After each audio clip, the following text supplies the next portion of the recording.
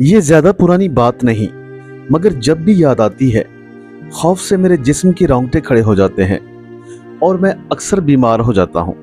یہ ان دنوں کی بات ہے جب میں ایک عرب ملک میں نوکری کیا کرتا تھا۔ میں اس وقت ایک سونے کے بہت بڑے بیوپاری کے پاس نوکری کرتا تھا۔ میں سلالہ سے اپنے سونے کی گاڑی لوڈ کر کے تبریز سے ہوتا ہوا مسقط جا رہا تھا۔ یہ بڑا طویل راستہ تھا۔ راستے میں نجوہ کی چیک پوسٹ پڑتی تھی۔ پولیس ملازمین نے دوسری گاڑیوں کی طرح مجھے بھی گاڑی والی لین میں رکنے کا اشارہ کیا۔ چیک پوسٹ پر بہت زیادہ گرمی تھی کہ دل کو ایک وحشت سی ہونے لگی۔ نہ جانے کیوں میرے دل میں آج عجیب عجیب سے ڈراؤنے خیالات آ رہے تھے۔ خیر میں اپنی گاڑی سے نیچے اترا۔ مجھے پولیس سے کوئی خطرہ محسوس نہ ہو رہا تھا۔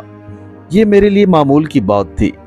جب میری گاڑی چیک کرانے کی باری آئی تو میں نے گاڑی کا پچھلا دروازہ پولیس ملازمین کو چیک کروانے کے لیے کھول دیا۔ ہر جگہ سونے کی اینٹیں چمک رہی تھی۔ سونے کی چمک سے آنکھیں چندھیا رہی تھی۔ ایک پولیس ملازم نے ٹارچ سے ڈگی چیک کی تو اس نے دیکھا کہ یہ گاڑی سونے سے بھری ہوئی ہے۔ اس پولیس انسپیکٹر نے مجھ سے سونے کی رسید طلب کی، جو کہ میں نے فوراً ہی اسے پیش کر دی۔ اس بار رسید دیکھنے کے بعد بھی وہ مجھ سے مطمئن نہ ہوا۔ اس نے سونے کے بیوپاری اور میرے مالک دونوں کو کال کی اور پوری تسلی کرنے کے بعد اس نے مجھے وہاں سے جانے کی اجازت دی۔ میں کافی لمبا سفر کر کے تھک چکا تھا اور مجھے بھوک بھی ستا رہی تھی۔ دوران سفر اکثر میں ایک یا چند افراد کو دیکھ کر گاڑی روک لیا کرتا تھا اور ان کے ساتھ بیٹھ کر ہی کھانا کھا لیتا تھا۔ اس طرح میرے سفر کی تھکن بھی کم ہو جاتی اور گپ شپ بھی ہو جایا کرتی تھی۔ تھوڑا سستانے کے بعد میں نماز پڑھ کے اپنے سفر کے لیے دوبارہ روانہ ہو جایا کرتا تھا۔ یہ میرا معمول بن چکا تھا۔ کبھی تو مجھے کچھ لوگ مل جاتے، لیکن کبھی مجھے خود ہی اکیلے کھانا کھانا پڑتا تھا۔ کیونکہ میں کافی دیر سے سفر کر رہا تھا، اس لیے میری حالت بہت خراب ہو گئی تھی۔ چیک پوسٹ پر چیکنگ کی وجہ سے میں بہت لیٹ ہو چکا تھا اور رات آہستہ آہستہ بڑھ رہی تھی۔ بس میں اپنے آس پاس نظر کر ہی رہا تھا کہ کہیں مجھے کوئی چند افراد نظر آ جائیں تو میں گاڑی کو بریک لگا لوں اور کھلے آسمان میں چند لمحوں کے لیے سانس لے لوں۔ دن بھر صحرا کی لو سے گاڑی بھی گرم ہو چکی تھی۔ چیک پوسٹ سے روانہ ہونے کے تقریباً 60 سے 70 کلومیٹر بعد مجھے سڑک سے 200 گز دور روشنیاں جلتی ہوئی دکھائی دیں۔ وہ دور سے ایسے دکھائی دے رہی تھی جیسے آگ کے الاؤ روشن ہوں۔ میں نے سوچا یہاں مقامی لوگ کوئی جشن یا پکنک منا رہے ہوں گے، یا ہو سکتا ہے ان کے ہاں کسی بچے کی ولادت ہوئی ہو، یا کوئی شادی کی رسم بھی ہو سکتی ہے۔ انہی کے پاس چلنا چاہیے۔ ارے ہاں یار، انہی کی طرف ہی چلنا چاہیے، کیونکہ عربی لوگ اپنی خوشیوں میں دوسروں کو شامل کر کے فخر محسوس کرتے ہیں۔ میں نے اپنی گاڑی آہستہ کر کے سڑک کے کنارے پر پارک کر دی اور نیچے اتر کر کھڑا ہو گیا۔ صحرائی ٹھنڈی ہوا کے جھونکے میرے جسم سے ٹکرا رہے تھے۔ میں نے سرمئی رنگت میں گھرے آسمان پر ہلکے ہلکے جگمگاتے ستارے دیکھ کر ایک بھرپور سی انگڑائی لی۔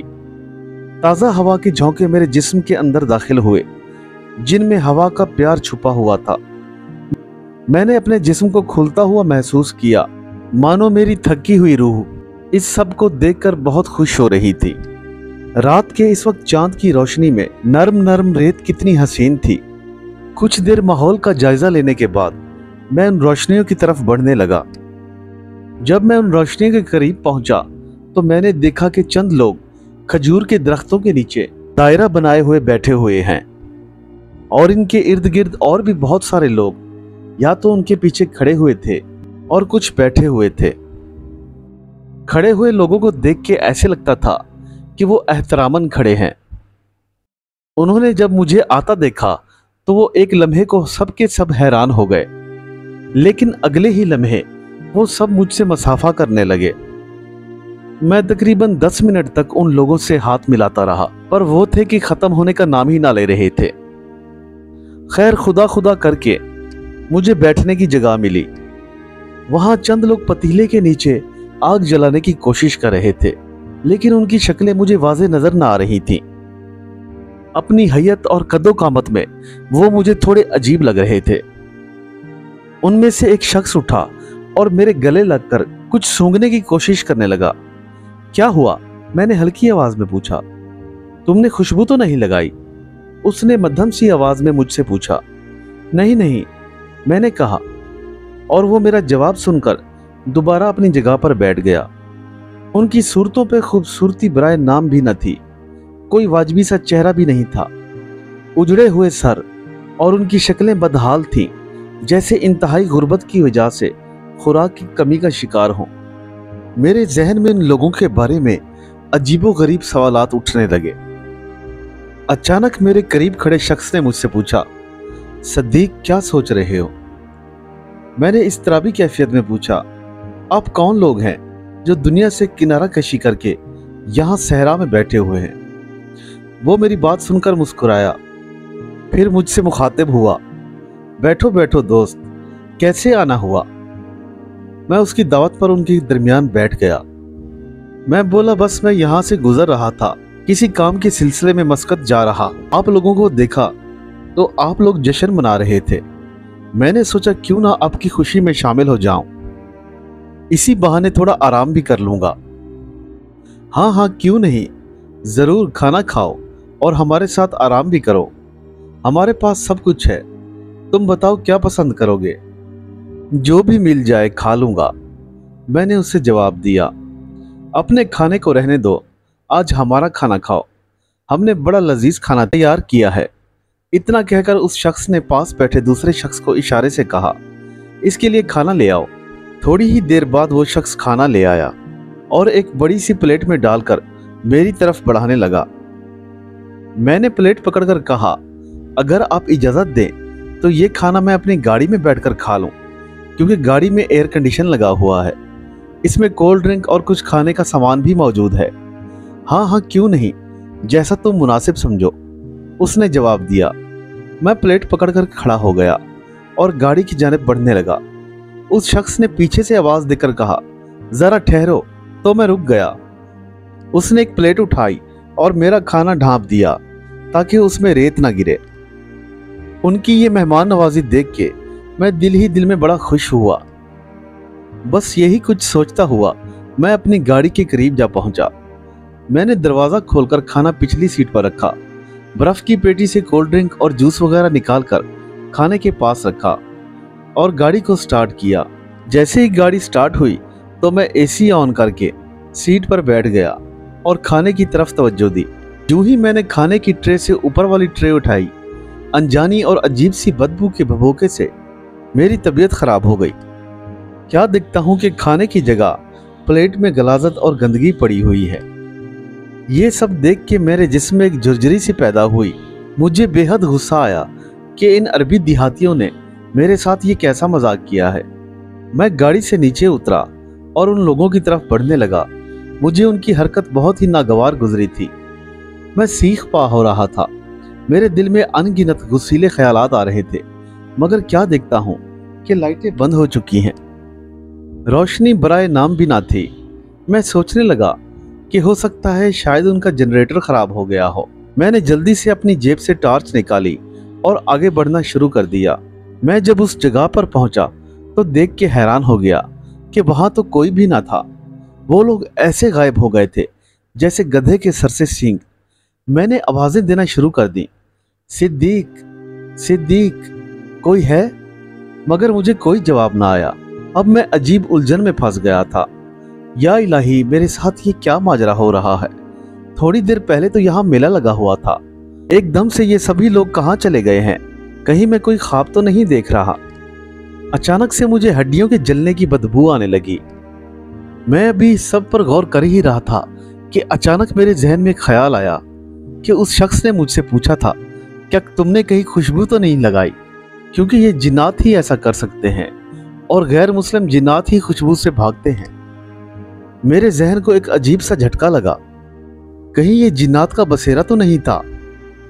मेरे जिस्म ने एक झुरझुरी सी ली और खौफ से मेरी रूह कांप गई, क्योंकि उस वक्त बीच सहरा में अंधेरा था और उस अंधेरे में मैं अकेला खड़ा हुआ था।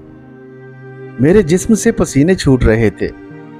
मुझे ऐसे लगा जैसे वो प्लेट कोई मेरे हाथ से छीन रहा है। लेकिन मुझे वहां कोई नजर ना आया। मैं समझ गया और फौरन वहां से भागना चाहा। अभी मैंने कदम उठाया ही था कि अचानक मेरे इर्द गिर्द कहकों की बेहंगम सी आवाजें बुलंद हुई, जैसे बर्बादी वक्त के मसखरे हंसते हों। जिन्नात मेरा नाम पुकारने लगे, रुक जाओ चांद रुक जाओ, आगे मत बढ़ो। रेत के एक गुबार ने मेरे ऊपर चढ़ाई कर दी, लेकिन मैं पूरी कुव्वत से अपनी गाड़ी की तरफ भागा। मुझे ऐसा महसूस हो रहा था जैसे मेरे पीछे हवाओं के झक्कड़ चल रहे हों और जिन्नात मेरे पीछे घोड़ों की तरह सरपट दौड़ रहे हैं और अपनी तरफ खींच रहे हैं। मैंने गिरते पड़ते ये फासला तय किया और अपनी गाड़ी के करीब पहुंचा। मेरे पांव के नीचे से रेत बार बार निकल रही थी और मैं ठीक से कदम ना उठा पा रहा था। जैसे ही मैं गाड़ी के करीब पहुंचा, एक नामालूम ताकत ने मुझे रोक लिया। अचानक मेरे सामने एक चेहरा नमूदार हुआ जो कि निहायत भयानक था। आंखें जैसे लाल अंगारा और मुंह से जैसे खून बह रहा हो। उसके बाल काले लंबे और पैरों तक थे। जब पैरों पर मेरी नजर पड़ी तो उसके पांव उल्टे थे। ये देखकर मेरी जान निकल गई। ये एक मुसीबत क्या कम थी। जिन्नात शक्लें बदल बदल कर मेरे दाएं बाएं आ रहे थे और उन्होंने मुझे किसी गेंद की तरह उठाकर हवा में उछाल दिया। मैं धड़ाम से रेत पर आ गिरा। मैं दिल ही दिल में खुदा को याद कर रहा था। न जाने अचानक मुझ में कहां से ताकत आई। मैं अपनी गाड़ी का दरवाजा खोलकर उसमें घुस गया। मुझे ऐसे महसूस हुआ जैसे मेरी गाड़ी को कोई पीछे से घसीट रहा हो। अचानक मुझे गाड़ी का दरवाजा खुलने की आवाज आई और मैं क्या देखता हूं कि सोने से भरी मेरी गाड़ी आहिस्ता आहिस्ता खाली होती जा रही है। अब मेरी गाड़ी से सोने की ईंटें निकल निकल के हवा में मुअल्लिक थीं और एक सिमत की जानिब बढ़ रही थीं। मैं फटी आंखों से उन्हें सिर्फ देख ही रहा था। मैं कुछ कर न सकता था। मेरी तो अपनी जान खतरे में पड़ी हुई थी। भला उस सोने की हिफाजत मैं कैसे करता। मैं दरवाजा खोल के बाहर निकला और भागने की कोशिश की, मगर यह भी कारगर साबित ना हुई। उन्होंने मुझे फिर आ दबोचा और गाड़ी के पहियों तले मेरे बाजू दबा दिए। अब मैं जरा सा हिल भी ना सकता था। मैं दिल ही दिल में खुदा को याद कर रहा था कि अचानक फजर की अजान बुलंद हुई। जैसे ही अजान की आवाज मेरे कानों में पड़ी, वो सब के सब वहां से गायब हो गए। लेकिन मैं जूं का तूं गाड़ी के नीचे दबा था। या खुदा तेरा शुक्र है, कम से कम उन बलाओं से मेरी जान तो छूटी। मैं दिल ही दिल में वर्द किए जा रहा था। इंतजार करते करते सुबह हो गई, लेकिन कोई भी मेरी मदद को ना आया। रेत हवा से उड़ उड़ के मेरे जिस्म के साथ जमा हो रही थी और दिन आहिस्ता आहिस्ता गर्म हो रहा था। सूरज की तपिश मुझे जलाने लगी थी और इसी ही कैफियत में आधा दिन गुजर गया। तेज धूप, रेत की तपिश और गाड़ी के वजन से मेरी जान निकल रही थी। मैं अपनी बेबसी पर रोने के अलावा और कुछ ना कर सकता था। शायद सड़क पर गुजरने वाली गाड़ियां यहां कभी भी ब्रेक नहीं लगाती। बस मैं दिल ही दिल में यही सोच रहा था। मेरा जिस्म रेत में तकरीबन गर्क होने लगा था। मैंने अपनी आंखें बंद कर लीं ताकि रेत मेरी आंखों में न पड़े। सारा दिन गुजर गया, लेकिन कोई भी मेरी मदद को ना आया। खुदा खुदा करके इशा के करीब एक गाड़ी ने सड़क पर ब्रेक लगाई। मेरे कानों में गाड़ी का दरवाजा खुलने की आवाज आई और एक शख्स ने मुझे देख लिया था। वो अपनी गाड़ी से निकलकर मेरी जानिब लपका। उसने सफेद चुगा पहना हुआ था और सर पर अमामा बांध रखा था। वो मेरे करीब आया और हमदर्दाना लहजे में कहा, घबराओ नहीं, मैं इंसान हूं और एक आमिल हूं। अक्सर मैं इधर से गुजरता हूं। तुम्हारी गाड़ी वीराने में खड़ी देख कर आया हूं कि शायद कोई मुसीबत में फंसा हुआ है। ये जानकर मेरे दिल में जिंदा रहने का एक हसीन सा एहसास पैदा हुआ कि अल्लाह ने मेरे लिए मदद भेज दी है। मेरे लिए सबसे बड़ी खुशी की बात यह थी कि वो एक आमिल था। वहां से गुजरते हुए उसे अंदाजा हो गया था कि जिन्होंने यहाँ पे कोई ऊधम मचाया है, नहीं तो इतने अकेले वीराने में गाड़ी कैसे खड़ी हो सकती है। वो अपने मुंह ही मुंह में कुछ ना कुछ पढ़ रहा था। अचानक उसने गाड़ी को एक तरफ से उठाया तो गाड़ी ऐसे उठ गई जैसे कागज की बनी हुई हो। फिर अपना दूसरा हाथ बढ़ाकर उसने मुझे गाड़ी के नीचे से खींच लिया ओह, तुम्हें तो सख्त बुखार है, लेकिन घबराने की कोई बात नहीं। अब मैं आ गया हूं ना, तो सब ठीक हो जाएगा। मगर तुम यहाँ फंसे कैसे? उसकी ये बात सुनकर मैं उसको जवाब न दे पाया, लेकिन उससे पानी जरूर मांगा। मेरी बिगड़ी हुई हालत देखकर उसने मुझे अपनी गाड़ी में बैठने का इशारा किया और पानी पिलाया। बेवकूफ़ इंसान, ये जिन्नात का इलाका है जो बहला के नाम से मशहूर है। इस जगह कोई नहीं रुकता और गाड़ियां भी तेजी से गुजरती हैं। अब जल्दी से मेरी गाड़ी में बैठो, ऐसा ना हो किसी और आफत में फंस जाओ। मैं नकाहत में तेजी से आमिल की गाड़ी में बैठ गया।